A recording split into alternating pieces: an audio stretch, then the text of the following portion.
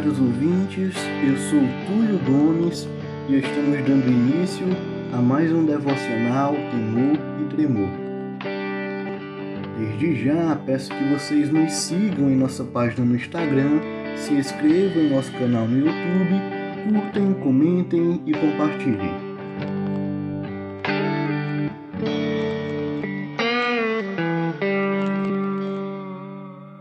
O nosso texto bíblico se encontra no livro de Atos, capítulo 25, do verso 1 ao verso 12. Estarei dando início à leitura. 3 dias depois de ter assumido o governo da província, Festo saiu de Cesareia e foi para Jerusalém.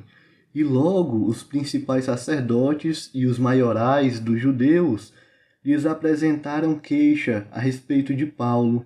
Contra ele pediram a Festo o favor de mandar que ele fosse trazido a Jerusalém. É que eles tinham armado uma emboscada para matar Paulo no caminho. Festo, porém, respondeu que Paulo continuaria preso em Cesareia e que ele mesmo, muito em breve, partiria para lá. E concluiu: aqueles de vocês que estiverem habilitados, me acompanhem, e havendo contra este homem qualquer crime, acusem-no. E não se demorando entre eles mais de 8 ou 10 dias, foi para Cesareia. No dia seguinte, assentando-se no tribunal, ordenou que Paulo fosse trazido. Quando Paulo chegou, os judeus que tinham vindo de Jerusalém ficaram em volta dele, fazendo muitas e graves acusações contra ele, as quais, entretanto, não podiam provar. Então Paulo, defendendo-se, disse: nenhum pecado cometi contra a lei dos judeus, nem contra o templo, nem contra César. Então Festo, querendo assegurar o apoio dos judeus, perguntou a Paulo: você gostaria de ir a Jerusalém e ser ali julgado por mim a respeito destas coisas? Paulo respondeu: estou diante do tribunal de César, onde convém que eu seja julgado. Não fiz mal nenhum aos judeus, como o Senhor sabe muito bem. Se de fato pratiquei algum mal ou crime digno de morte, estou pronto para morrer. Se pelo contrário não são verdadeiras as coisas de que me acusam, ninguém pode me entregar a eles. Apelo para César. Então Festo, tendo falado com o conselho, respondeu: já que apelou para César você irá. Meus queridos, 2 anos haviam se passado e Paulo prosseguia preso. O governador Félix foi substituído por um novo governador, Pórcio Festo. E como nós podemos ver aqui no versículo 1, um dos primeiros atos do governo de Festo foi justamente sair de Cesareia e ir para Jerusalém, provavelmente para assegurar apoio político, assegurar que a liderança dos judeus o apoiassem e evitar novos conflitos, evitar qualquer rebelião. Mais do que nunca, Festo queria estabilizar o seu governo, estabilizar a sua política. E o que o texto nos mostra é que na primeira oportunidade os judeus apresentaram suas queixas contra Paulo a Festo. Porque os judeus, apesar de ter passado 2 anos, a sua ira, o seu ódio só cresceu contra Paulo.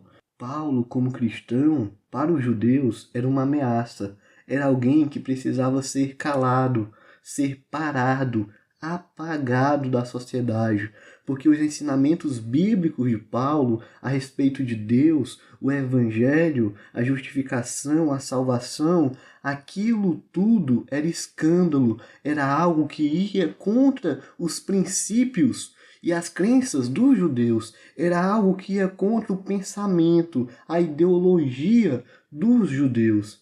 Então aquilo era uma ameaça. Infelizmente, para muitos hoje, o cristianismo, a igreja evangélica, o evangelho, ainda assim é uma ameaça. Não para os judeus, mas agora estamos diante de uma nova sociedade, com novas ideologias e culturas e formas de pensar. Pessoas que não são cristãs. E muitas vezes o cristianismo A pessoa cristã acaba sendo uma ameaça, alguém que deve ser calada, alguém que deve ser apagada. O Evangelho, as Escrituras, o objetivo de muitas pessoas é a cada dia mais tirar a autoridade que Deus exerce através do cristianismo, a autoridade que a Bíblia exerce através da vida das pessoas que são cristãos. Desta forma, o objetivo dos judeus era justamente trazer Paulo para ser julgado em Jerusalém, para que no meio do caminho eles emboscassem Paulo e o matassem. Aqui, para os judeus, que se consideravam certos, que consideravam sua crença, sua doutrina, sua cultura certa, os fins justificavam os meios. Então, eles já haviam colocado por terra, já haviam excluído qualquer princípio de ética, qualquer princípio que seguisse a lei de legislação, qualquer princípio de justiça, porque o fim de eliminar a ameaça justificava o meio, que seria matar, se livrar completamente dessa ameaça, mesmo que isso fosse por meios ilícitos, ferindo completamente a justiça e a lei. Nós devemos ter cuidado com duas coisas. Primeiro, como cristãos, para não nos perdermos e fazermos que o fim justifique o meio. Devemos ter atenção no processo, na prática, na forma em que conduziremos o Evangelho às pessoas e conduziremos e transmitiremos as verdades, a Bíblia e a Escritura às pessoas, da forma como trataremos e transmitiremos a nossa crença para as pessoas. Devemos ter cuidado. E segundo, nós devemos ter cuidado com os diversos grupos que existem na sociedade e cada qual com a sua ideia a defender, pois muitas vezes podemos acabar nos tornando alvos desses grupos que muitas vezes acabam se perdendo, onde o fim justifica o meio. E aí o evangelho e aí o cristão acaba se tornando alvo.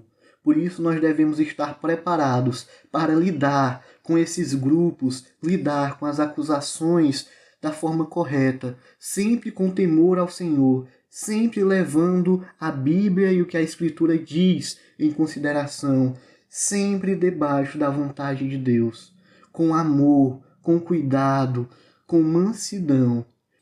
Meus queridos, o texto bíblico nos mostra que a situação em que Paulo se encontrava era muito complicada e delicada. Paulo estava diante de um governo político, de um representante político que, para assegurar o apoio dos judeus, assegurar o seu cargo, o seu governo, assegurar o seu poder, estava disposto, inclusive, de agir com injustiça. A princípio, oferecendo a Paulo que ele fosse para Jerusalém e, de certa forma, até incentivando ele a ir a Jerusalém, sabendo que ele seria morto no caminho. Um governo político corrupto, um governo político egoísta, que pensava primeiro em si mesmo.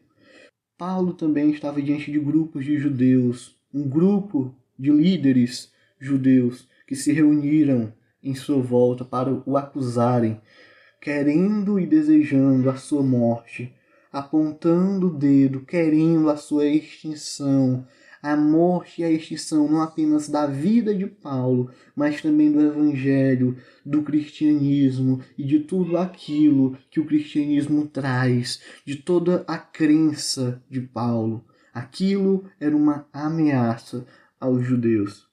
Paulo estava cercado por todos os lados. A única coisa que ainda o preservava vivo era a prisão, pois ali, preso, ele ainda tinha uma certa segurança. Mas nós sabemos muito bem que o que realmente preservava a vida de Paulo era Deus.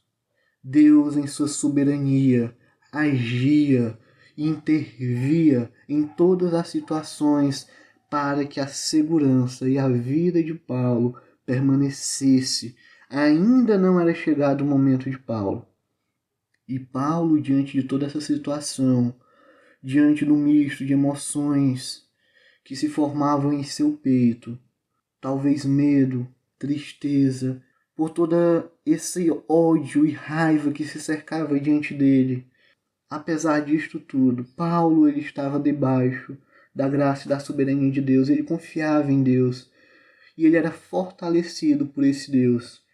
E diante das acusações dos judeus que chegavam, que o cercavam, que apontavam o dedo e o acusavam, Paulo ele não se escondeu, ele não se ocultou, não permaneceu passivo, caladinho, recebendo tudo aquilo. Paulo, guiado por Deus, ele se defendeu, ele se posicionou, ele se manifestou para aqueles que o acusavam. Se defendeu, dizendo que nenhum pecado ele cometeu contra a lei dos judeus, nem contra o templo, nem contra César. Meus queridos, diante de todo esse processo de julgamentos, de prisões, de condenações, diante de todas essas reuniões que Paulo participou, Paulo estava a todo momento se manifestando e se posicionando de forma sábia, defendendo a si mesmo e, acima de tudo, acima de todas as coisas, defendendo as verdades que o Evangelho traz, defendendo a sua crença, defendendo as Escrituras, o Evangelho da salvação, aquilo que Cristo deixou para ele. Ele defendia e testemunhava a obra de Cristo na cruz. Paulo, após se manifestar e se defender diante dos judeus, agora Paulo ele também tem que se posicionar e se defender diante da autoridade política daquela época, Festo. Paulo conhecia e soube usar e soube manifestar e defender o seu direito no momento oportuno, no momento em que precisou. Ele se manifestou e se posicionou. Nós também, como cidadãos e cristãos, acima de tudo, devemos conhecer e saber manifestar os nossos direitos quando necessário, sempre de forma sábia e madura, levando em consideração os princípios bíblicos. Desta forma, Paulo lhe apelou para que ele fosse levado e julgado diante do tribunal de César e não julgado em Jerusalém, pois, levando em conta a sua sabedoria e seu conhecimento, ele sabia que se ele fosse para Jerusalém, lá muito provavelmente ele seria morto. Guiado pelo Espírito Santo e por Deus, Paulo sabia que ele ainda tinha missões a cumprir, que os planos de Deus eram outros e que os planos de Deus o levariam a Roma, e lá ele ainda exerceria sua função como servo de Deus e missionário. Então Festo, tendo falado com o conselho, respondeu: já que apelou para César você irá. Oremos. Senhor Deus e Pai, nós te agradecemos por mais um dia de vida, te agradecemos, ó Deus. Te agradecemos pela nossa saúde. Sabemos que nesse exato momento nós estamos respirando, se nesse exato momento nós estamos vivos, é porque o Senhor assim deseja e assim permite. E por isso nós te agradecemos pela vida. Te agradecemos, ó Pai, porque o Senhor nos resgatou e nos salvou. Te agradecemos, ó Pai, porque o Senhor intervém diariamente em nossas vidas, nos guiando, nos direcionando, nos mostrando a Tua vontade através do Espírito Santo. Que o Senhor possa nos fortalecer, que o Senhor possa nos guiar, assim como guiou Paulo, assim como fortaleceu Paulo. Que possamos ser cristãos sábios, que possamos saber nos manifestar diante das acusações, diante das ideologias deste mundo. Que possamos também saber nos manifestar e saber nos posicionar quando a injustiça tenta prevalecer sobre nós. Que o Senhor nos dê sabedoria, nos dê discernimento para agirmos como cristãos de verdade. Assim nós te oramos em nome do Teu Filho Jesus. Amém.